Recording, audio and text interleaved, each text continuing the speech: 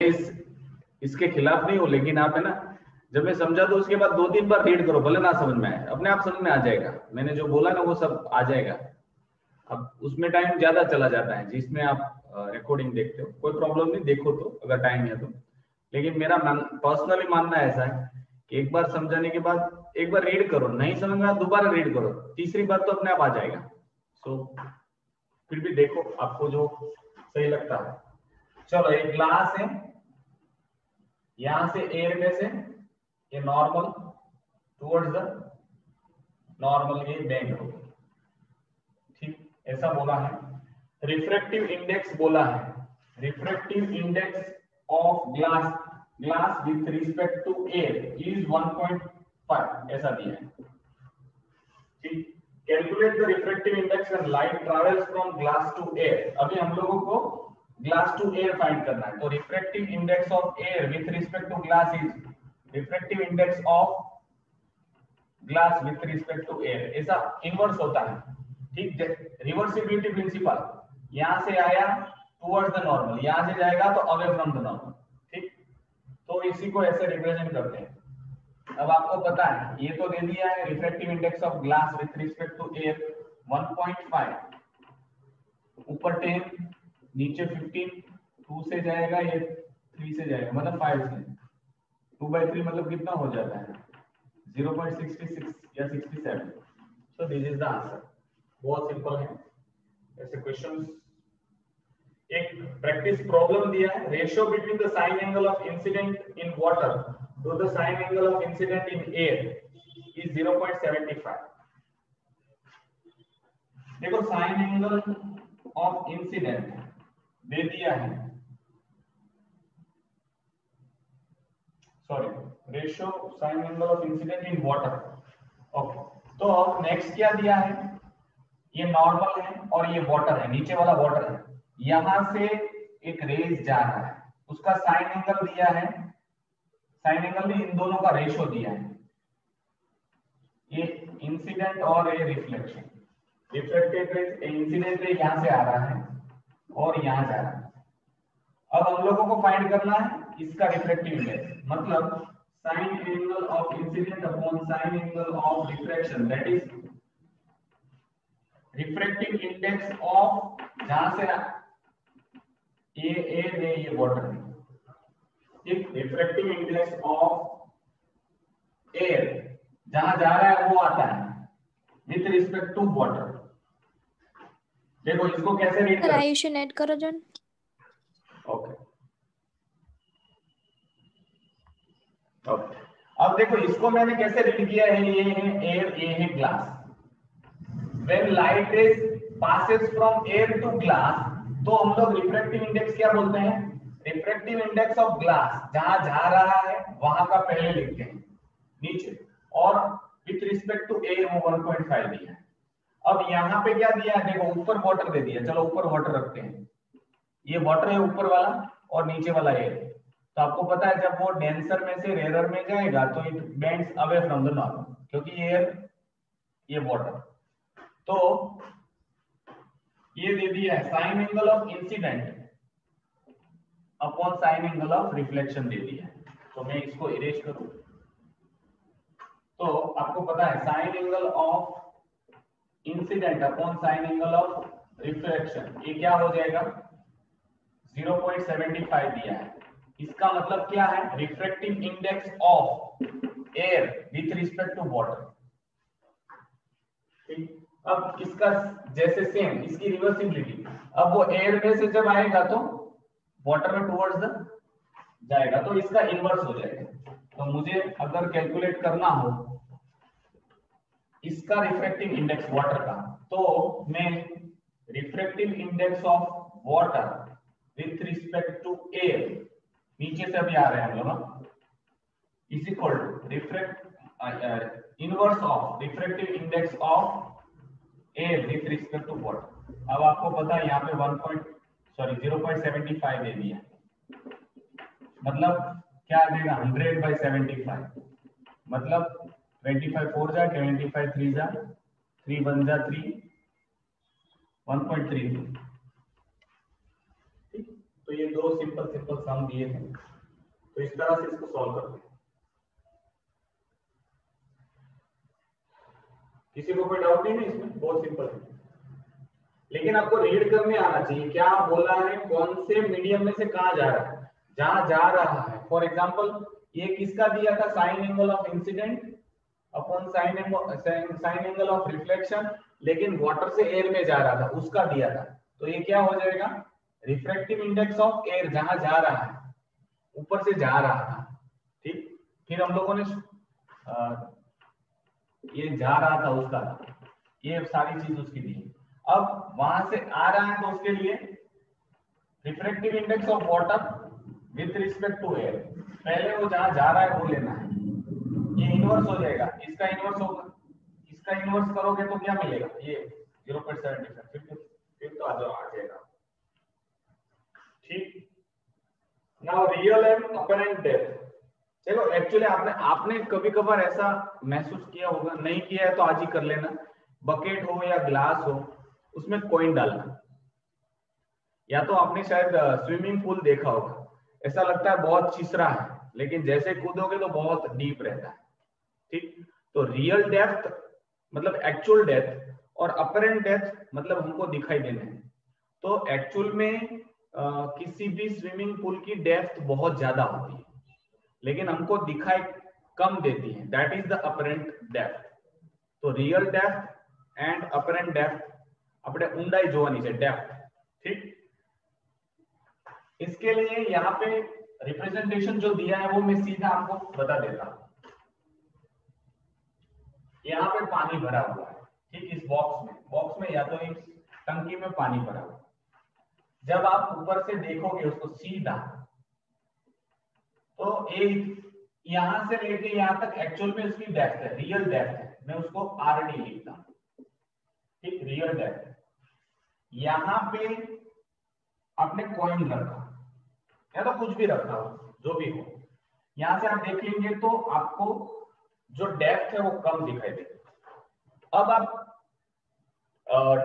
Side view में भी देखेंगे आप, जैसे फॉर एग्जांपल स्विमिंग पूल के किनारे खड़े और सीधा आप वहां पे ही देखोगे तो भी ये डेप्थ कम दिखाई देगी, और अगर क्रॉस में देखोगे कहीं पे तो भी उसकी सतह है वो ऊपर आ जाएगी। उसका मतलब क्या होता है, कोई भी लाइट रेज यहाँ वहां गिरा होगा, यहाँ पे गिरा, वो लाइट रेज आपकी आंख में आ रहा है, तो आपको पता है ये वाटर, ये एयर है, यहां से जब भी लाइट रेज इंसिडेंट रेज जाएगा from the denser medium to rare medium, और ये नॉर्मल है 90 डिग्री है, ये हमेशा नॉर्मल 90 याद रखना। नॉर्मल को अलग कलर से करते हैं ताकि आपको कंफ्यूजन ना हो, ठीक।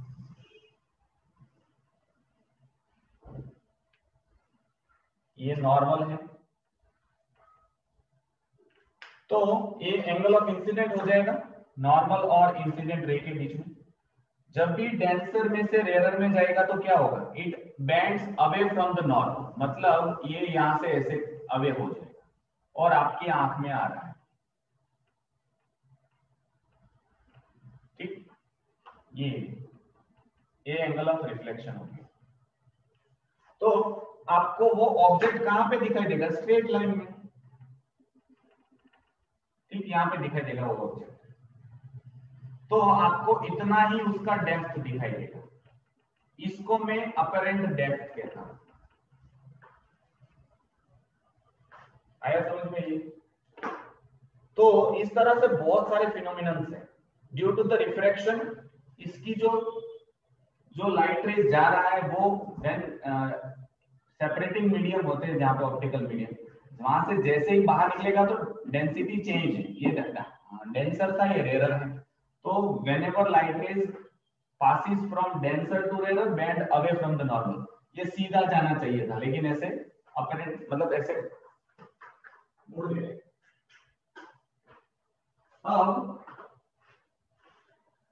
अब वो आपको कहां दिखाई दे रहा है, सीधा दिखाई दे रहा है, उसका एक एग्जांपल मैं देता हूं। देखो ये आपको थोड़ा सा ऐसा लगा, ऐसा कैसे हो सकता है, आपने मिरर में देखा, फॉर एग्जांपल चलो ये मिरर है और आप यहां से देख रहे हैं, लाइट रेज जहां से आ रही है, मैं ये दिखा रहा हूं कि लाइट रेज जहां से आ रहा है वहीं आपको वो चीज दिखाई देगी। एक यहाँ पे बहुत अच्छा, एक यहाँ पे दीवार है, मतलब आपको कुछ दिखाई नहीं दे रहा है, ये दीवार है। अब यहाँ पे लाइट की उसकी रेज यहाँ से यहाँ आई, यहाँ से आपके आंख में आई, तो आपको वो जो ये वाली लाइट है वो यहाँ से आती हुई दिखाई देगी। ठीक, लाइट स्ट्रेट लाइन में आपको दिखाई देगी, तो यहाँ पे भी आपको स्ट्रेट लाइन में दिखाई देगी, तो उसकी जो डेप्थ है वो घट जाती है। ये अपरेंट डेप्थ हो गई, रियल डेप्थ हो गई। दैट्स व्हाई एक्चुअल डेप्थ वो तो हो गया यहाँ पे। इसीलिए ये वाली घटनाएं बहुत बार आपको देखने को मिलेगी। स्पेसिफिकली आप ग्लास में इसका ट्राई कर सकते हैं, या तो बकेट में थोड़ा डेप्थ होना चाहिए। ग्लास में भी दिखाई देगा लेकिन इतना ज्यादा अच्छा नहीं दिखाई देगा। ग्लास में भी एक कॉइन डालो या तो कोई अच्छा सा ऑब्जेक्ट डालो, उसको देखो। एक्चुअल में आप ग्लास की डेप्थ भी मेजर करना, मतलब आपको कम लगेगी खाली ग्लास में और पानी भरे हुए ग्लास में। That is the phenomenon due to the reflection. ठीक, अब मैं इसको रीड कर रहा हूँ, बहुत सारी चीजें यहाँ पे दी हैं। रीड में तो एक्सपेरिमेंट ही दिया है, सीडी यहाँ पे सीधा वो एक्सप्लेनेशन दिया है। O is the object, denser medium में है B में, और the surface separation at right angle will pass on straight CD, सीधा जाएगा।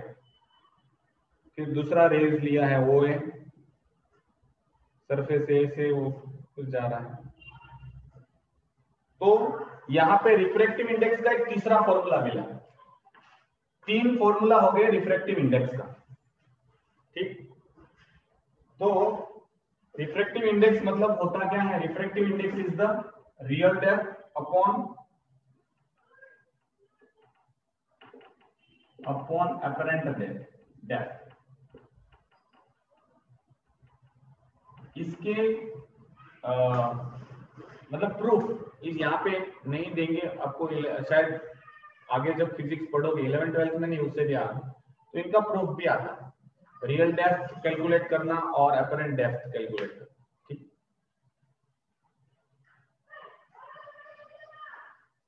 तो 3 फॉर्मूला हो गए रिफ्रैक्टिव इंडेक्स। सबसे पहला हम लोगों ने जो देखा था, सॉरी कल हम लोगों ने जो देखा था वो स्पीड ऑफ लाइट वाला था, वेलोसिटी ऑफ लाइट। तो दूसरा एक फॉर्मूला था refractive index is equal to velocity of light in vacuum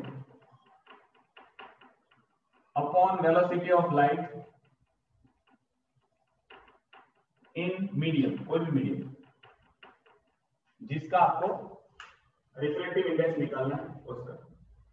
ठीक, और उससे पहले भी ये था Snell's law, sine angle of incident upon sine angle of reflection. तो ये तीन रिफ्रैक्टिव इंडेक्स फाइंड करने के फॉर्मूले थे। Sign angle of incident upon sine angle of refraction is constant, is a Snell's law, and that is for a optical medium it is remain constant, and that is also known as refractive index। उसको भी हम लोग refractive index बोलते थे। कल हम लोगों ने ये वाला देखा था, velocity of light in vacuum upon velocity of light in medium। इस दोनों का रेशियो जो आएगा वो उस ऑप्टिकल मीडियम के लिए रिफ्रैक्टिव इंडेक्स आएगा। अभी हम लोगों ने देखा डेप्थ, रियल डेप्थ और अपरेंट डेप्थ का रेशियो ले लो, वो भी रिफ्रैक्टिव इंडेक्स कहलाता है।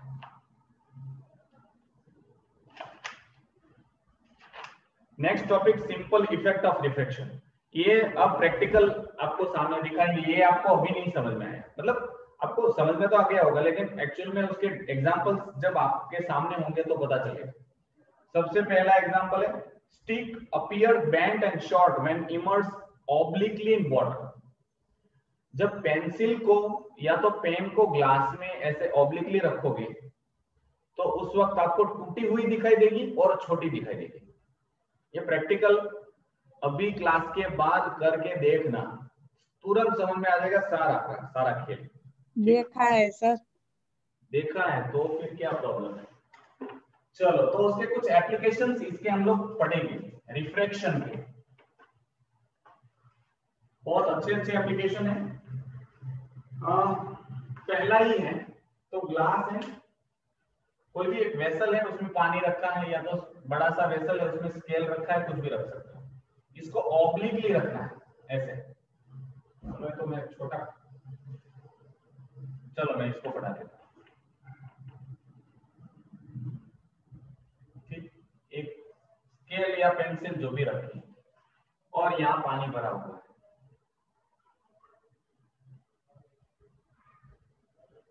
ये सब पानी भरा। तो आपको यहां से कुछ लाइट रेज ऐसी ऑब्लिकली जाएगी, तो डेंसर मीडियम है पानी, नीचे पानी भरा हुआ है, तो मतलब डेंसर मीडियम है, ऊपर हवा है, तो it bends away from the normal. ठीक है, नॉर्मल से बेंड अवे होगी, ये नॉर्मल है और आप देख रहे हैं यहां। तो अभी हम लोगों ने देखा था वो वाली चीज आपको देखने को मिलेगी, एक्चुअल में ये चीज यहाँ पे इसके पैरेलली आपको देखने को मिलेगी। आपको ये पेंसिल का टिप यहाँ पे दिखाई देगा। ठीक, तो बेंड ऐसे बेंड हुई है और छोटी भी हो गई है, देखो एक्चुअल में इतनी ड्यू टू द रिफ्रैक्शन, ये भी एक रिफ्रैक्शन का ही फिनोमिनन है।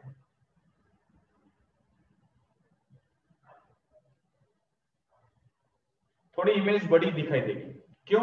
क्योंकि ये इमेज इतनी दूर है, यहां से कितनी दूर है, इतनी, ये इमेज थोड़ी सी नजदीक आ जाती है, इसीलिए ये थोड़ी बड़ी भी दिखाई देगी। ठीक, ये पहला था। Second, bottom of the beaker filled with water appear raised, ये अभी मैंने आपको बताया था, सेम टू सेम एक्सपेरिमेंट है। एक ग्लास या तो कोई वेसल लेना है,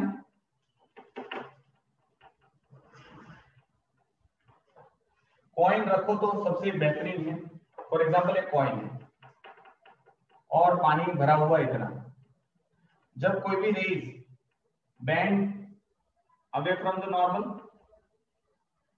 जब वो डेंसर में से रेडर में जाएगा तो अवे फ्रॉम द नॉर्मल, ये नॉर्मल है, और आप यहां पे देख रहे हैं।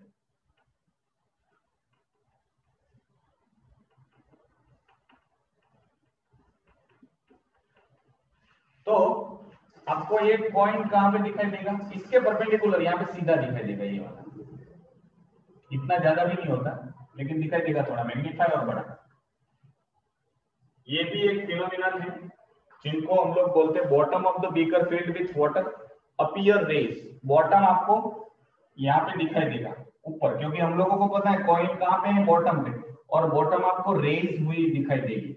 मतलब अभी मैंने आपको बोला था स्विमिंग पूल का एग्जाम्पल, स्विमिंग पूल का जो नीचे का बॉटम है वो थोड़ा रेज ऊपर दिखाई देता है, छिछरू पानी अपन ने देखा। सेम थिंग यहाँ पे है ड्यू टू द रिफ्रैक्शन। ठीक है, सेकेंड ये वो था, इसका रीजन यहाँ पे दिया है। The reason for the above observation is that ray of light diverges from the coin on emerging out of the, वो तो मैंने अभी बोला, suffer refraction and hence bend away from the normal. For the same reason, stamp placed under a glass block appear raised.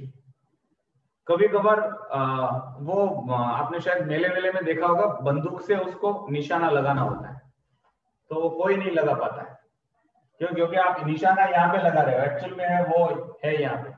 अगर आपको पता है कि वो यहाँ पे है, तो आपको जहां पे दिखाई दे रहा है उसके नीचे आपको निशाना लगाओगे तो हिट करोगे। ठीक, आपने ऐसा कभी कभार देखा होगा। स्टैम्प नहीं है तो ऐसे बड़े बड़े मेले में जाया करो, कोरोना ठीक हो जाए उसके बाद। Similarly swimming pool appears shallow when field with water. Swimming pool थोड़ा छिछरा शैलो दिखाई देता है जब पानी से भरा है, खाली है तब नहीं। Next, apparent position and twinkling of star. देखो जो आप स्टार देख रहे हो ना, वो आप क्या बोलते हैं उनको, 3 टेंस है ना, फ्यूचर, पास्ट टेंस, पास्ट में आप देख रहे हैं, क्योंकि आपको पता है स्टार्स बहुत दूर हैं, वहां से निकली हुई लाइट आप तक पहुंचने में उसको कहीं लाइट ईयर लगे होंगे। तो आप सोचो, वहां से तो कब की निकल गई, आपको 1 लाइट ईयर के बाद मिली, मतलब 1 साल ट्रैवल किया लाइट ने तब आपके पास पहुंची, मतलब उसकी पोजीशन तो चेंज हो गई होगी।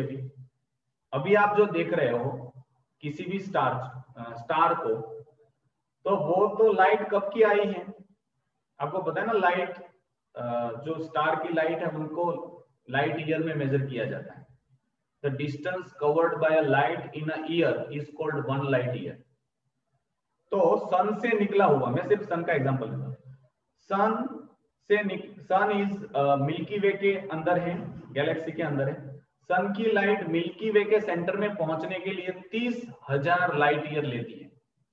तो सन से जो लाइट निकलेगी वो 30,000 साल के बाद उसके सेंटर में पहुंचेगी। तो सन तो बहुत नजदीक है, बाकी के स्टार तो बहुत दूर है, ठीक। तो वहां से लाइट यहां तक आने के लिए शायद 4-5 लाइट ईयर ले, 10 लाइट ईयर ले, कोई 500 लाइट ईयर भी ले सकता है। तो वहां से 500 साल पहले निकली है, आज आपके पास पहुंची है। वो सारी चीजें अभी मैं आपको बताऊंगा।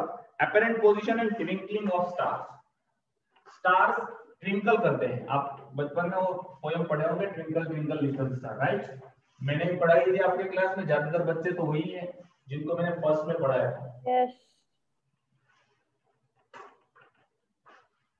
तो वो पोयम का यहाँ पे जिक्र आया है, apparent position and twinkling of star. आप देखो, यहां से आप देख रहे हो, मतलब अर्थ पे आप खड़े हो, ठीक। और ये अर्थ है, मतलब आपके आईज का में ये अर्थ है, ऐसा सोचो।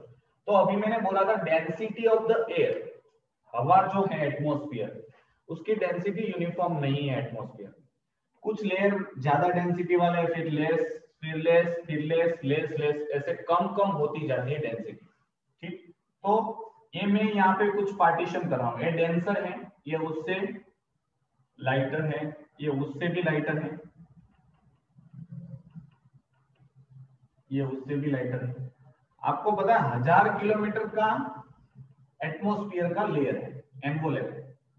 उस 1000 किलोमीटर में 200 किलोमीटर में सारी हवा आ जाती है, 99% ऑफ द एयर उस 200 किलोमीटर में आ जाती है। बाकी का तो 99% of the air is present in 200 kilometre of the atmosphere of the earth. Earth से 200 किलोमीटर में सारा प्रेजेंट है। फिर बहुत रेयर हवा है, ठीक। तो हम लोग ऐसा सोचें, मैं थोड़ी लाइन बड़ी करनी चाहिए। एक कोई स्टार है, जैसे मैं हूं वैसे कोई स्टार है, ठीक। जब वो लाइट रेज स्टार से निकलती है, एटमॉस्फेयर में एंटर होगी, तो आपको पता है ऊपर तो वैक्यूम है, यहाँ तो थोड़ी बहुत तो हवा है, तो रेयरर में से डेंसर में आएगा। मैं तो यहाँ पे करना चाहिए था, ठीक। रेयरर में से डेंसर में जब आएगा तो it bends towards the normal. तो ऐसे हम लोग इसको यहां से ऐसा कर सकते हैं, ठीक, ये वाली है, क्योंकि वरना परफेक्ट नहीं आता। तो यहाँ पे 90 डिग्री है, तो रेयरर में से डेंसर में जब भी आएगी bend towards the normal. Same thing ऐसा यहाँ पे होगा, ये रेयरर है, डेंसर होगा टुवर्ड्स द नॉर्मल, ये rarer denser towards the normal, same thing last तक आती जाती है। और आपको ये स्टार दिखाई दिया। एक्चुअल में आपको स्टार सीधा दिखाई देगा, ठीक, क्योंकि जहां से लाइट रेज आ रही है वहीं से दिखाई देगी सीधी। तो आपको स्टार यहाँ पे दिखाई देगा, एक्चुअल में स्टार यहाँ पे था, ठीक। इसीलिए स्टार का डिस्टेंस भी थोड़ा कम हो गया, एक्चुअल में यहाँ पे दिखाई यहाँ पे दिया। और उन्होंने लाइट छोड़ी, उसके बाद तो कहां पे चला गया होगा पता नहीं। शायद आपको पता है, चलती हुई ट्रेन में जब आप ऐसा करोगे कि मुझे यहाँ पे कॉइन गिराना है, मतलब बाहर, तो उस जगह पे नहीं गिरता, थोड़े आगे गिरता है, due to the inertia. Same thing यहाँ पे, इनर्शिया तो नहीं बोलेंगे कि लाइट बेंड हो रही है। जब आपको ये दिखाई देगा तब तो ये स्टार कहाँ गया होगा पता नहीं। 500 साल पहले सोचोगे कि 500 लाइट ईयर कोई स्टार दूर है, वहां से लाइट निकली, तो 500 ईयर के बाद यहाँ पे पहुंचेगी तो आपको दिखाई दिया, लेकिन वो एक्चुअली में लाइट 500 साल पहले की है। तो अब 500 साल के बाद वो कहाँ होगा पता नहीं, ठीक। तो ये आपको, ये एक्चुअल पोजीशन है, ये अपरेंट पोजीशन कहलाएगी। अब आपको पता है कि एयर का मूवमेंट होता रहता है यहाँ पे, ठीक। एयर मूवमेंट, एटमॉस्फेयर में थोड़ी बहुत एयर मूवमेंट होती रहती है। तो जब एयर मूवमेंट होती रहती है उस वक्त डेंसिटी थोड़ी थोड़ी चेंज होगी, उस वक्त रिफ्रैक्शन वाला जो प्रोसेस है वो भी थोड़े बहुत हिलेगा। आपने शायद ऐसा बहुत बार देखा होगा, कुछ चीज गर्म हो रही है, उसके पीछे कुछ कोई लोग खड़ा है या कोई इमेज है, तो वो क्या होगी, हिलती हुई नजर आ जाएगी। तो क्यों? क्योंकि वहां से लाइट रेज है वो थोड़ी देर इस साइड रिफ्रैक्ट होगी, थोड़ी देर इस साइड रिफ्रैक्ट होगी, तो आपको स्टार ट्विंकल होता हुआ दिखाई देगा। क्यों? क्योंकि उसकी पोजीशन थोड़ी थोड़ी हिलती रहती है। तो स्टार है वो सारे ट्विंकल होते हैं, क्योंकि बहुत दूर है, उसकी लाइट को मैक्सिमम डिस्टेंस कवर अप करना पड़ता है। मैक्सिमम डिस्टेंस कवर अप करने की वजह से उनको मैक्सिमम रिफ्रैक्शन सफर करना पड़ेगा, and that leads to the twinkling of star. Moment of air भी है। तो ऐसा बोलो कि कोई छोटा ऑब्जेक्ट है वो हिलता हुआ दिखाई देगा, लेकिन बड़ा ऑब्जेक्ट है वो हिलता हुआ दिखाई देगा तो भी आपको वो बड़ा का बड़ा ही दिखाई देगा। ठीक?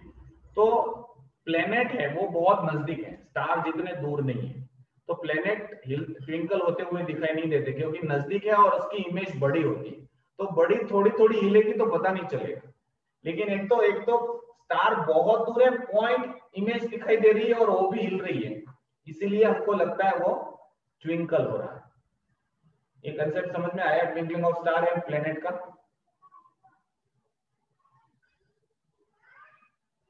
समझ में आया किसी को कि नहीं आया किसी को? झलक समझ में आया? दीप, दीदी, ओके, नूपुर, वर्षा, रेडी रेडी। ओके, तो मैं रीड करूंगा क्योंकि ये कंसेप्ट अच्छा है, मजा लेकिन सर वो लाइट ईयर है। ट्विंकलिंग फिर से समझाओ ना। समझो मैं रीड सर। हाँ हाँ बोलो। ये लाइट ईयर है वो तो डिस्टेंस का यूनिट नहीं है? डिस्टेंस का यूनिट ही है, लेकिन व्हाट इज लाइट ईयर? एक साल में जितनी लाइट चलेगी दैट इज 1 लाइट ईयर। तो उतना डिस्टेंस कवर अप करेगी ना। आप सोचो 500 अरे लेकिन लाइट की स्पीड कितनी है? स्पीड की बात नहीं कर रहा। चलो कोई स्टार 1 लाइट ईयर दूर है, मतलब वहां से लाइट यहां तक पहुंचेगी, मतलब समय भी उतना ही होगा ना, 1 लाइट ईयर, 1 ईयर होगा ना उसका। आए समझ? वो दोनों साथ में ही है, वो स्पीड नहीं कहलाता, स्पीड नहीं है। हम लोग बोलेंगे कि 1 लाइट ईयर दूर है, मतलब उतना डिस्टेंस दूर है, मतलब लाइट 1 साल तक चलेगी, जितना डिस्टेंस कवर अप करेगी दैट इज 1 लाइट ईयर। तो वहां से जो लाइट निकलेगी स्टार से 1 साल के बाद यहां ही पहुंचेगी, अगर 1 लाइट ईयर डिस्टेंस है तो। ठीक? Deep clear? कि गायब हो गया? कहां गया? नहीं सर देखो, लाइट ईयर को अगर हम किलोमीटर में कन्वर्ट करें ना तो 9.4 इंटू 10⁻12 आता है। तो वो डिस्टेंस तू बोल रहा है, ठीक सर है। अभी क्या करवा रहे हो आप? फिजिक्स ही ना? Yes physics. देख तू है ना डिस्टेंस पे अटका हुआ है, मैं बोल रहा हूं कि स्टार से जो निकल के आ रहा है वो भी तो लाइट है। अरे स्टार की लाइट की स्पीड कितनी होती है? 3 लाख किलोमीटर पर सेकंड होती है। हाँ तो और किलोमीटर का 9.4 इंटू 10⁻12 किलोमीटर है, तो 1 साल कहाँ से लगेगा उसे? क्यों? किसने बोला स्पीड स्टार की लाइट की स्पीड बढ़ जाती है क्या? अरे नहीं, वैक्यूम में लाइट की स्पीड ही इतनी सारी है। 3 × 10⁸ मीटर पर सेकेंड। बरोबर, तो उसे 1 साल कैसे लग सकता है इधर आने में? अरे इतना डिस्टेंस है तो 1 साल क्या, अपन 30,000 साल भी लग सकते हैं अगर बहुत दूर है तो। स्पीड भले ना कितनी भी हो, लेकिन वहां से यहाँ आना है कोई थोड़ी ना खेल है। ठीक है? वैसे डिस्टेंस भी बहुत ज्यादा होता है, इसीलिए तो इसको लाइट ईयर में मेजर करते हैं। ठीक क्या नहीं? बरोबर। देख वो तू बोल रहा है कि तू स्पीड में और डिस्टेंस में कंफ्यूज हो गया है, वो तू स्पीड को छोड़ दे। मैं बोलूं 1 लाइट ईयर, मतलब लाइट अपनी स्पीड से 3 × 10⁸ मीटर की स्पीड से 1 साल चलेगी। 1 मिनट की बोलचाल, 1 मिनट यहां से लाइट कहां तक पहुंचेगी, उतना 1 लाइट मिनट हो जाता है। अगर 1 सेकेंड बोल तो 1 लाइट सेकेंड हो गया। अब तुझे पता है कि 10⁸ मीटर पर सेकेंड है, मतलब 3 लाख किलोमीटर एक सेकेंड में जा रहा है, तो एक सेकेंड में 3 लाख किलोमीटर। तो अब तुम मल्टीप्लाई करके अगर 10 सेकेंड दूर है, मतलब 10 सेकेंड लाइट उसका डिस्टेंस है, 10 लाइट सेकेंड, तो उनको 10 से मल्टीप्लाई करते हैं, मतलब 30 × 10⁸ मीटर दूर है वो। चलो नेक्स्ट इज, मैं इसको ट्विंकलिंग ऑफ स्टार को वापस एक बार, the twinkling can be explained by saying that the layer of air of different density mix, अर्थ के एटमॉस्फेयर 1000 किलोमीटर की बात मैं कर रहा हूं, 800 किलोमीटर जो भी है, उसकी लेयर मतलब there is a uniform density नहीं है, there is a different density at each level. ऐसा भी नहीं कि इस लेयर की डेंसिटी कांस्टेंट है, हवा ब्लो हो रही है, डेंसिटी चेंज हो रही है, कभी कभार धूल उड़ रही है, कभी कभार बारिश हो रही है, ज्यादा ह्यूमिडिटी है, कभी कभार बिल्कुल बहुत ज्यादा तेज धूप है तो नीचे गर्म हवा ऊपर लेके जाएगी, डेंसिटी चेंज होती रहती है। उसकी वजह से changes the apparent position of star, यहां से जो भी लाइट आएगी वो हर पल फ्लक्चुएशन शो करेगी, क्योंकि सबकी डेंसिटी डिफरेंट अलग अलग चेंज हो रही है, उसकी हवा एयर है जो भी लेयर है वो सारी हिल रही है थोड़ी थोड़ी, तो डेंसिटी चेंज होगी, वैसे उसकी रिफ्रैक्टिव इंडेक्स चेंज होगी। तो जो भी यहाँ से मतलब यहाँ से जो भी लाइट रेज आ रहा है थोड़ा थोड़ा हिलता हुआ आएगा, क्योंकि जहां से पास करेगा वहां से हिला हुआ है, पहले थोड़ा यहाँ आ गया था फिर यहाँ आ गया, तो आपको ये स्टार हिलता हुआ देखा। तो दैट एक तो स्मॉल इमेज है और हिलती हुई दिखाई देती है। शायद लेजर लाइट को आपने देखा होगा, आपको लेजर लाइट को यहाँ पे या थोड़ी थोड़ी हिलाओ तो आपको क्या दिखाई देगी, थोड़ी सी आप स्लाइटली, कभी कभार आपने देखा होगा बहुत स्लोली हिलती है कोई चीज, बहुत छोटी सी इमेज या छोटी सी लाइट रेज अगर हिलती है तो आपको स्टार जैसा दिखाई देता है। तो स्टार एक पॉइंट है, वहां से लाइट आ रही है और वो हिलता हुआ दिखाई देगा, इसलिए वो ट्विंकल कर रहा है, मतलब जब जगमगा रहा है ऐसा लगेगा। अगर आप सोचो बहुत बड़ा ऐसा लैंप है या तो बहुत बड़ा बैटरी है और स्लाइटली हिल रहा है तो भी वो थोड़ा हिलेगा, लेकिन उतना स्टार जैसा नहीं दिखाई देगा। इसीलिए स्टार है वो ट्विंकल करते हैं, प्लेनेट ट्विंकल नहीं करते, क्योंकि उसकी इमेज बड़ी होती है प्लेनेट की, नजदीक है और बहुत बड़े होती है इमेज, थोड़ी थोड़ी हिलेगी तो पता भी नहीं चलेगा। When a star is within the line of sight, it is visible. However, when it falls out of the line of the sight, it is no longer visible. जब लाइट आ रही है आपको दिखाई दिया स्टार उस जगह, उसके बाद उसकी दूसरी जो लाइट रही वो थोड़ी चेंज होके आई, क्योंकि यहाँ पे हवा हिल रही है, डेंसिटी तो साइड में चला गया, फिर वापस आया तो आपको भी थोड़ा थोड़ा स्टार ट्विंकल होता हुआ दिखाई, जगमगा रहा है। The collective effect of the above change shift the apparent position of the star, it appears to twinkle. इसीलिए स्टार ट्विंकल होते हुए दिखाई देते हैं। Why do planet not twinkle?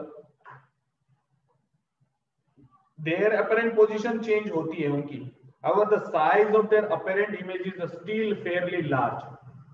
Planet की जो साइज है वो ज्यादा बड़ी दिखाई देती है एज कंपेयर टू स्टार।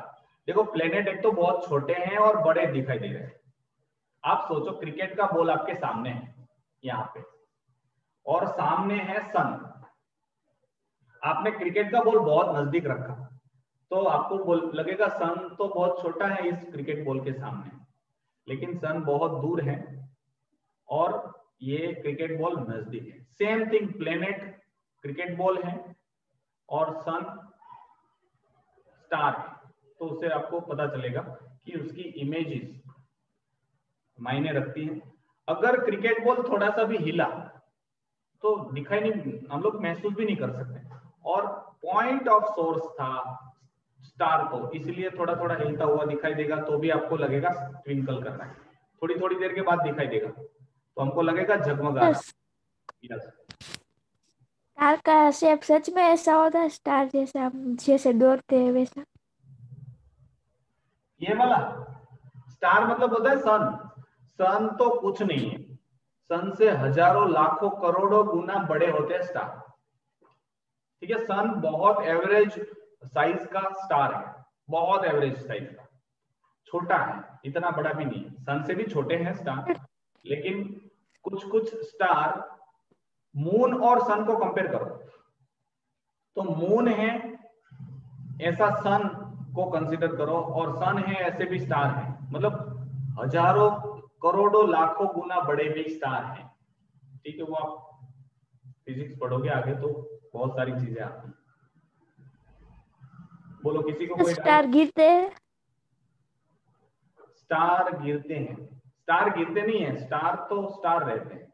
जो नीचे गिरते हैं ना, मैं आपको वो वहां पे देखो, आपको वो शायद कॉमेट्स होते हैं ना। हाँ, कॉमेट्स नहीं, कॉमेट्स नहीं, उसको क्या बोलते हैं, मेटियोराइट्स, मेटियोराइट्स बोलते हैं। देखो ये सन है, फिर ये है कौन सा, मर्क्यूरी आता है ना, सन, फिर मर्क्यूरी, फिर वीनस, फिर अर्थ, फिर मार्स, फिर जुपिटर, फिर सैटर्न, ऐसा आता है ना। तो ये मर्क्यूरी है, ये वीनस है, मतलब ये ऑर्बिट अर्थ का, और ये मार्स और ये जुपिटर। मार्स और जुपिटर के बीच में 3 लाख छोटे छोटे पत्थर हैं, 3 लाख, मोर देन 3 लाख, 3 लाख पत्थर है। ठीक है, वो सब चल रहे हैं अपनी मस्ती से, तो अंदरों अंदर टकराते होंगे ना, तो जो टकरा के इस साइड आएगा तो अर्थ की ग्रेविटी की वजह से वो खींचा जाएगा। फॉर एग्जांपल ये अर्थ है, एटमॉस्फेयर है, तो यहाँ पे पहुंचा, उसके बाद तो उसको नीचे ही आना है। जब वो नीचे आता है तो उसकी स्पीड हर सेकंड 9.8 मीटर बढ़ती है। आपको पता है ना वो ग्रेविटी वाला, मैंने 9th में पढ़ाया था। फिर वो इधर तक पहुंच नहीं पाता और जल जाता है। इतनी स्पीड बढ़ जाती है, इमेंस स्पीड की वजह से एयर के साथ फ्रिक्शन होगा और वो जल जाता है। उसको हम लोग बोलते हैं शूटिंग स्टार, या तो हम लोग बोलते हैं टूटा हुआ तारा। तारा नहीं होता है, these are the certain asteroids, जिनको बोलते हैं मेटियोराइट्स, गिरते हैं उसको मेटियोराइट्स बोलते हैं। ये कुछ एस्टेरॉइड्स होते हैं। हाँ, बाय चांस वो मेटेरॉइड किसी बिल्डिंग के साथ टकरा जाए तो क्या होता है? देखो इतना छोटा सा टुकड़ा, 1 सेंटीमीटर टुकड़ा अगर नीचे गिरा, it can create around 500 to 5 kilometre big pond. जो बड़े बड़े तालाब हैं, नल सरोवर और महाराष्ट्र में कुछ हैं, वो मेटियोराइट्स गिरने की वजह से ही हुए।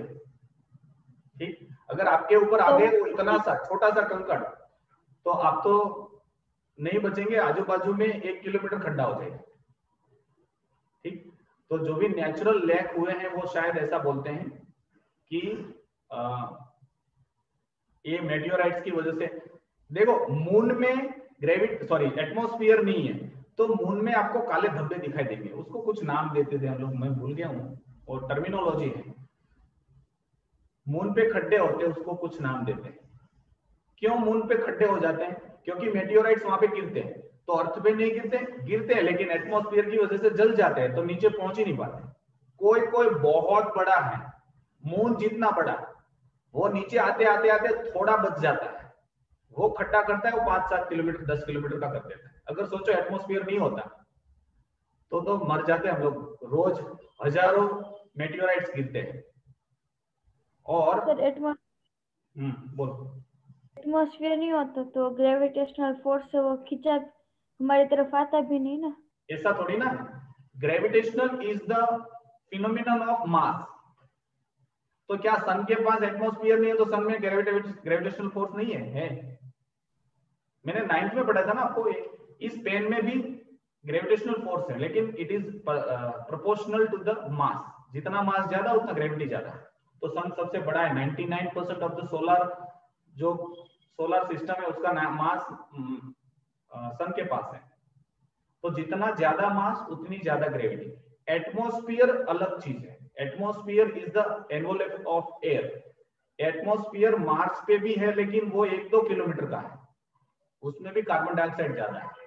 ऐसा कुछ साइंटिस्ट संशोधन कर रहे हैं, डिस्कवरी कर रहे हैं, मुझे इतना ज्यादा है नहीं।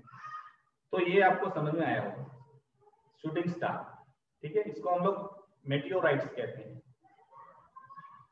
चलो, why does the sun appears bigger during sunset and sunrise? ये रेड भी क्यों दिखाई देता है, और रेड वाला तो मैंने हम लोगों ने डिस्कस कर लिया आगे के कुछ चैप्टर में, मुझे पता है। और बड़ा क्यों दिखाई देता है? बड़ा क्यों दिखाई देता है उसका रीजन मैं बताता हूँ। ये हॉरिजॉन है, मैंने कल परसों बताया था, वो 2 मिनट वाला।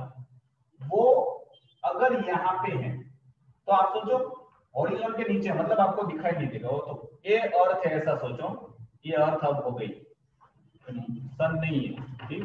अब ये अर्थ है और उसके ऊपर एटमॉस्फेयर की लेयर, अलग अलग डेंसिटी वाला। तो यहां से जब लाइट निकलेगी तो it travels much more in the atmosphere. आप डिस्टेंस इसका कैलकुलेट करो तो आपको सन कहां दिखाई देगा, यहां पे। तो ये डिस्टेंस सोचो और ये डिस्टेंस सोचो। Due to the refraction of light, the light rays from the sun has to travel much more distance in the atmosphere. Atmosphere में उसको ज्यादा डिस्टेंस ट्रैवल करना पड़ता है। तो ज्यादा डिस्टेंस ट्रैवल करेगा जितना, अगर सोचो आफ्टरनून में ऐसा क्यों नहीं होता है, क्योंकि आफ्टरनून में तो सीधा है, नो इतना ही ट्रैवल करना है। आप सोचो ये यहां से मुड़ के ऐसे आ रहा है, ठीक है, बहुत ज्यादा डिस्टेंस होता है, छोटा नहीं, ठीक। मैं सिर्फ इतना डिस्टेंस भी आपको बोलूं ना, आधा अर्थ का, मतलब अर्थ की रेडियस का, तो भी कुछ 10,000 या 5,000 किलोमीटर है, ठीक है। Radius I think so diameter 10,000 kilometre के आजू बाजू है, तो रेडियस 5,000 किलोमीटर हो जाती है, ठीक। तो आपको लगेगा ये तो नजदीक ही है, लेकिन ये तो बोर्ड पे है, ठीक है। एक्चुअल में यहां से यहां मतलब इतना भी डिस्टेंस 5,000 किलोमीटर होता है। देखो यहाँ अर्थ के जितना डिस्टेंस है वो 10,000 किलोमीटर। तो जितना ज्यादा ट्रेवल करेगा उतना ज्यादा रिफ्रैक्शन, क्योंकि हर लेयर अलग अलग डेंसिटी वाली है। तो आपको दिखाई यहाँ पे देगा, इसीलिए थोड़ा लार्जर मैग्नीफाई करके दिखाई देगा। जैसे अभी हम लोगों ने वो कॉइन वाला देखा ऊपर उठा हुआ, तो थोड़ा बड़ा सा कॉइन दिखाई देगा, या तो पेंसिल है या कोई लकड़ी है तो बड़ी दिखाई देती है। सेम थिंग यहाँ पे। दूसरा, वो रेड क्यों अपीयर होता है, क्योंकि जितना ज्यादा लाइट इसमें ट्रैवल करेगा उतनी ज्यादा, क्या हम लोग पढ़ चुके हैं, आपको कोई हम लोग पढ़े कि नहीं पढ़े ये वाला रेड क्यों दिखाई देता है, पढ़े? वेवलेंथ वाला। रेड की बहुत ज्यादा वेवलेंथ होती है और वो स्कैटर नहीं, बहुत कम स्कैटर होती है, इसलिए स्कैटरिंग ऑफ लाइट। तो मैक्सिमम लाइट वायलेट स्कैटर्ड हो जाती है, क्योंकि यहाँ पे बहुत सारे मॉलिक्यूल्स होते हैं ना, एयर मॉलिक्यूल है, ऑक्सीजन है, वाटर वेपर है, डस्ट पार्टिकल है। तो स्कैटरिंग ऑफ लाइट हम लोग पढ़े।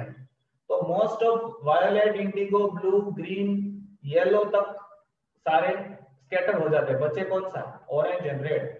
इसीलिए during sunrise and sunset sun appear larger and red.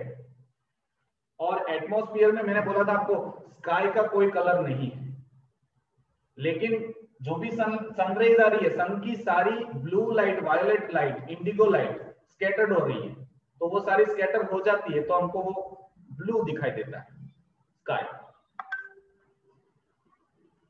ठीक है। कभी आपने देखा होगा बादल व्हाइट कलर के दिखाई देते हैं, तो सातों सात लाइट उसमें से रिफ्लेक्ट होकर निकल जाती है सातों सात, तो हमको व्हाइट दिखाई देगा। कलर के बारे में हम लोग पढ़ चुके। तो सर जब क्लाउड पानी से भरे होते हैं तो ब्लैक क्यों दिखाई देते हैं, ऐसे ब्लैक और डस्टी टाइप? ओके, तो जितना ज्यादा देखो क्लाउड है, सारी की सारी लाइट रिफ्रैक्ट कर रहे हैं तो व्हाइट दिखाई देगा।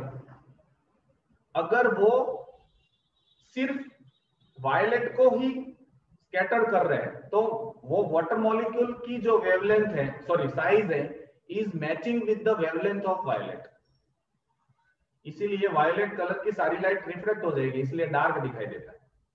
इसीलिए समंदर का पानी भी आपको बहुत डार्क, बहुत गहरा है तो डार्क ब्लू होगा। क्यों? क्योंकि सारी वायलेट, इंडिगो और ब्लू, ये तीन लाइट स्कैटर्ड हो जाती है, इसलिए वैसा कलर उसको दिखाई देता है। चलो Why does the sun appear bigger during sunset or sunrise? मैं सिर्फ रीड कर रहा हूँ क्योंकि ये पॉइंट मैंने एक्सप्लेन अभी कर दिया आपको, ताकि कोई कंफ्यूजन हो तो पता चले। As already pointed out, the apparent position of star is higher. ये अभी रिजॉइन का क्यों नहीं आया option?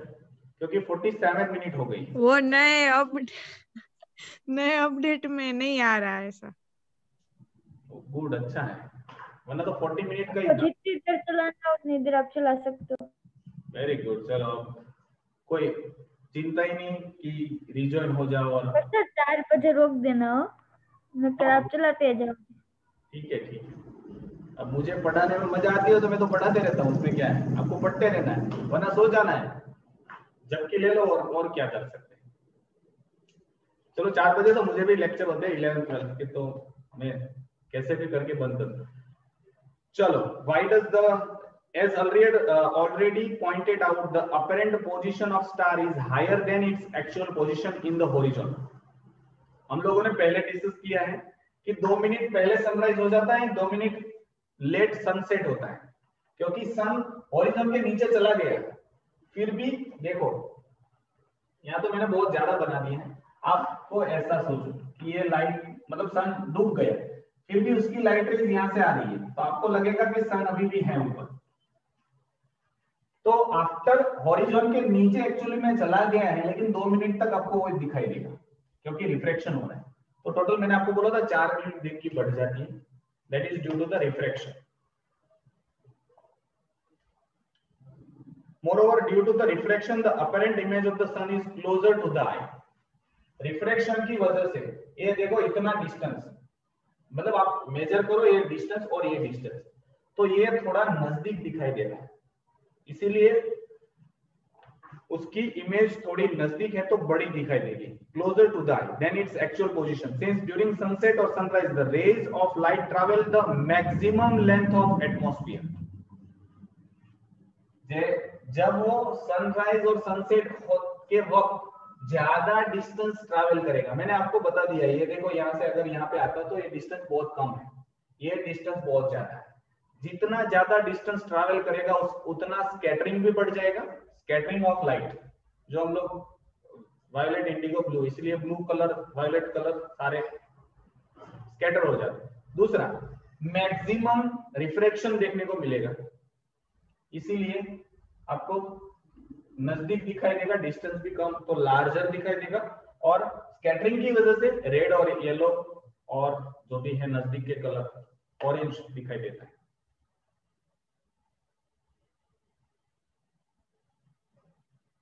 Therefore, refraction is also maximum. Hence, apparent image of the sun is very much closer to the eye. Thus, it appears bigger. जितना ज्यादा refraction उतनी image नजदीक दिखाई देगी, इसीलिए बड़ी दिखाई देगी। तो during sunset and sunrise, sun looks bigger. Further on, even when the sun is below the horizon, its rays manage to reach the earth due to the refraction. Horizon के नीचे है, हॉरिजॉन मतलब जिसके नीचे हमको नहीं दिखाई देता, वहां पे भी है, लेकिन इट कैन अपीयर्स बाहर है, वो भी अभी हॉरिजॉन के नीचे नहीं किया due to the refraction only.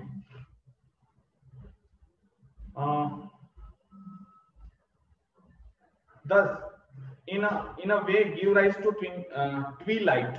Thus, refraction helps in the increasing the length of the day. इसीलिए हमको शाम को थोड़ा 2-3 मिनट का ज्यादा, और एक बार वो नीचे चला जाता है, फॉर एग्जांपल कुछ लाइट रेज अगर हॉरिजॉन के नीचे भी चला गया, अब तो लाइट भी नहीं पहुंच पा रही, इसीलिए लाइट एटमॉस्फेयर में ही रिफ्रैक्ट हो रही है, हमारे तक नहीं पहुंच रही है, लेकिन एटमॉस्फेयर में रिफ्रैक्ट हो रही है, स्कैटर हो रही है। तो सनसेट हो जाने के बाद तुरंत अंधेरा नहीं होता, आपने देखा होगा आधे घंटे के बाद अंधेरा होता है। सनसेट हो गया, इसकी लाइट यहाँ अर्थ तक नहीं पहुंच रही, लेकिन एटमॉस्फेयर में तो पहुंच रही है, तो वहां से रिफ्लेक्ट होके होके थोड़ी थोड़ी नीचे आ जाती है। जैसे सनलाइट बाहर है लेकिन दरवाजे खुले हैं तो लाइट अंदर आ सकती है, ठीक है। अब लाइट बंद कर दो तो भी थोड़ा बहुत तो उजाला रहता है, क्यों? क्योंकि बाहर रिफ्लेक्शन रिफ्रैक्शन बहुत सारी चीजें होती हैं, तो लाइट यहाँ तक पहुंच जाती है। When we sit around a campfire, जब वो जंगलों में जाते हैं तो फायर के बाजू में हम लोग ठंडी में बैठते हैं, तो the face of the person sitting opposite to you appears to shimmer. मैंने बोला वो आप सामने जो भी बैठे उनके फेस हिलते हैं, इतने ज्यादा नहीं हिलते, लेकिन अगर दूर बैठे हैं तो आपको हिलता हुआ दिखाई. This happens due to the refraction of light. The rays of light refracted from the face of the person sitting opposite to you on passing through hot air produced by burning wood get refracted. आप जहां पे बैठे हो, सामने जो भी बैठा है, वहां से उनके फेस से जो लाइट आ रही है, तो वहां पे भी there is a gradient of density of air. उसके फेस के नजदीक ठंडी हवा है, थोड़ी गर्म, फिर फ्लेम आ गई, फिर वापस थोड़ी ठंडी और आपके फेस के नजदीक, आपके आईज के नजदीक ठंडी. तो there is a change in the density gradient. तो वो थोड़ा बहुत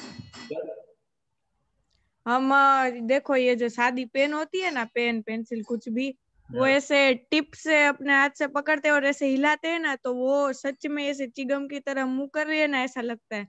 तो उसका कोई रिफ्लेक्शन या रिफ्लेक्शन से लेना देना है? रिफ्लेक्शन पक्का. एक सेकंड.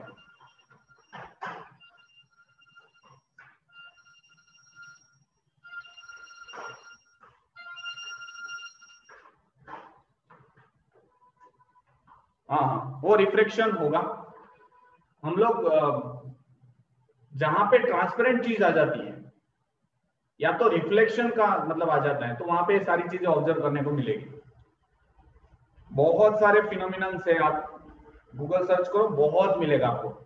अलग अलग एग्जांपल, पूरा उसमें मत खो जाना, लेकिन सिर्फ एग्जांपल याद रख के फिर वापस आ जाना, वरना पता चला रिफ्रैक्शन ऑफ लाइट का पूरा विकिपीडिया पढ़ा 1 महीने तक, तो फिजिक्स के उस मास्टर बन जाना मत. ठीक. When we sit around a campfire, तो आपने 1 महीने तक विकिपीडिया पढ़ा था? Very good. बायोलॉजी का ना? आपने? कौन? मैंने? आप तो भी कह रहे थे. मैंने नहीं, आप मत पढ़ना, ऐसा मैं बोल. सर जिमिन सो रहा है. यस, उसको नींद आ रही है. जिमिन, मैं तुम्हारी बात कर रहा हूँ कि कहीं मैं बोल रहा हूँ कि गूगल सर्च करो और विकिपीडिया देखा और आप पूरे 2-3 महीने तक पढ़ते मत बैठना. ठीक. चलो. The rays of light refracted from the face get refracted since hot air is rapidly moving and its optically density is continuously changing. Therefore, the path of the refracted rays also changes.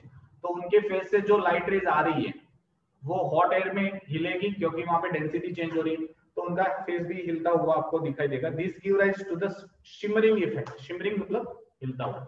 ये चीज आपको कोई तल रहा है, उबाल रहा है पानी, वहां पे भी देखने को मिलेगा. ठीक. क्योंकि जब वहां ऊपर हॉट एयर वाटर वेपर ऊपर उठ रही है तो उसके पीछे जो भी होगा वो हिलता हुआ दिखाई देगा. नेक्स्ट एक है multiple images in thick glass mirror.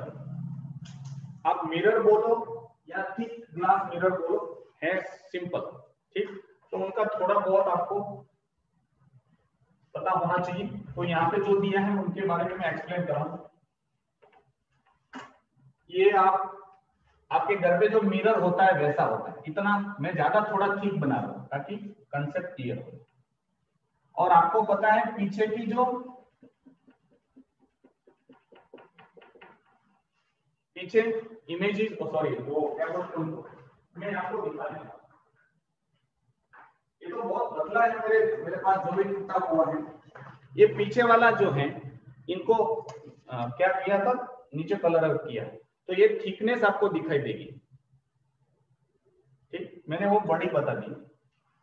अब किसी एक पॉइंट से, फॉर एग्जांपल मैं यहाँ पे लाइन एक पॉइंट से, जिनको नाम दे दो एक उससे एक लाइट रेज आ रही है, तो आपको पता है वो लाइट रेज थोड़ी रिफ्लेक्ट होगी. ठीक. थोड़ी रिफ्लेक्ट होगी और ज्यादातर क्या करेगी, रेयर में से डेंसर में जब जाएगी तो बेंड्स टुवर्ड्स द नॉर्मल, थोड़ी बेंड हो जाएगी. अब यहां तो मिरर है, यहां से ये रिफ्लेक्शन ऊपर जाएगा.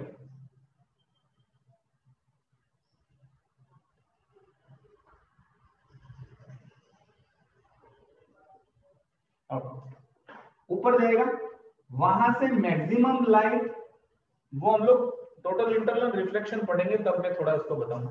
कुछ लाइट बाहर जाएगी, कुछ लाइट अंदर आएगी। अब जो लाइट बाहर जाएगी, denser to rare, away from the normal, यहाँ थोड़ा सा दिखाई दे रहा है कि नहीं दिखाई दे रहा, मतलब थोड़ा सा है ऐसा सोचना, सीधा नहीं है। कुछ लाइट रिफ्लेक्ट होके वापस आएगी, वापस यहां से तो 100% रिफ्लेक्ट होगी, तो ऐसी चली जाएगी। वापस कुछ लाइट रिफ्लेक्ट होगी और कुछ लाइट रिफ्लेक्ट होगी। तो इस इमेज की आपको यहाँ पे मल्टीपल इमेज देखने को मिलेगी, 1 2 3 इमेज यहां से देखने को मिलेगी।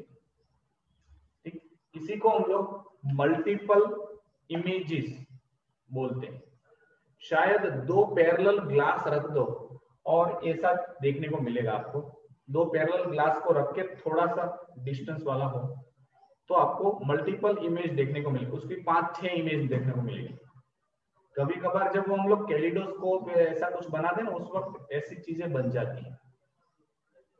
तो किसी के घर पे थिक ग्लास हो, वो 2-3 ट्राई करना, उसको कोई भी एक ऑब्जेक्ट की 3 इमेज दिखाई देगी, 4, फिर देखो लाइट इज यहाँ पे स्कैटर्ड हो रही है तो एनर्जी चली जा रही है, तो एक इमेज आपको बहुत अच्छी दिखाई देगी, उससे थोड़ी कम दिखाई देगी, उससे कम दिखाई देगी। नहीं सर, बीच वाली बहुत अच्छी दिखाई देगी, क्योंकि मेजोरिटी उसका रिफ्रैक्ट हो रहा है, और वो जो जाएगी ना उसका मेजोरिटी रिफ्रैक्ट हो जाएगा। देखो जो पहली इमेज मिलेगी ना वो मेजोरिटी रिफ्रैक्ट होगी, रिफ्लेक्ट माइनॉरिटी होगी, मतलब रिफ्लेक्ट हो रही है वो हमें देखनी है। लेकिन वो दूसरी जो दूसरी होगी ना उसकी मेजोरिटी रिफ्रैक्ट हो जाएगी, मतलब वो दूसरी बहुत अच्छी ब्राइट दिखेगी। ओके, या फिर आप है ना वो मतलब बार्बर के मतलब दुकान पे जब जाते हैं तो मल्टीपल इमेज आपकी खुद की दिखाई देती है, मल्टीपल। वैसा कभी कभार होता है, आपने कभी शायद देखा हो तो 10-12 इमेज होगी आपकी, आपके पीछे की जो ये हो ना बाल, उसकी 10-12 इमेज आपको दिखाई देगी। तो जो पहली इमेज होती है वो बहुत अच्छी होती है, फिर कम कम होती जाती। मैंने इसीलिए बोला ये रिफ्लेक्शन का तो ये पता नहीं यहाँ पे दिया होगा। ओके, यहाँ पे दिया है among the image A1, A2, A3, the image A2 is brightest because major part of the light gets refracted at surface PQ. Okay, good. And reflected at the surface, तो वो बार्बर वाला है, वो reflection वाला है, ये refraction वाला है। तो बीच वाली जो इमेज है, ये सेकेंड इमेज, वो थोड़ी ब्राइटर दिखाई देगी। वैसे भी बहुत सारी होती है दूसरी, लेकिन वो फिर दिखाई नहीं देती क्योंकि लाइट में इतना ज्यादा दिखाई नहीं देता। तो आज का लेक्चर हम लोग यहाँ पे खत्म करते हैं, कल हम लोग इनके न्यूमेरिकल्स करेंगे। ठीक है, तब तक के लिए thank you and have a nice day. चलो, धन्यवाद। बहुत भयानक न्यूमेरिकल है सर, इसमें कैलकुलेटर बाजू में रखना पड़ेगा। कुछ नहीं हो भाई, बहुत इजी है, बहुत खतरनाक न्यूमेरिकल है। बोलो किसी को क्या कोई... सर? साइन 19 साइन 40 ऐसी पूरी, मतलब साइन रेस टू -1 ऐसा सब कुछ। ओके, डर मत। तो इसमें कैलकुलेटर साथ लेकर दो है मेरे पास। हाँ चलो बोलो, दीक्षा बोलो। मैंने आज कर डाले इसलिए मैं बोल रहा हूँ। ओके। સર જો ઓબ્જેક્ટ હોત મીન્સ કે કોઈ પણ આપણે વાસણ જોઈએ તો એમાં કોકમાં આપણે ઊંધા દેખાવીએ એમ કેમ? वो मैं अभी आपको मिरर पढ़ाऊंगा ना, स्फेरिकल मिरर। कॉनकेव होता है, कॉनकेव मिरर होती है। Concave mirror,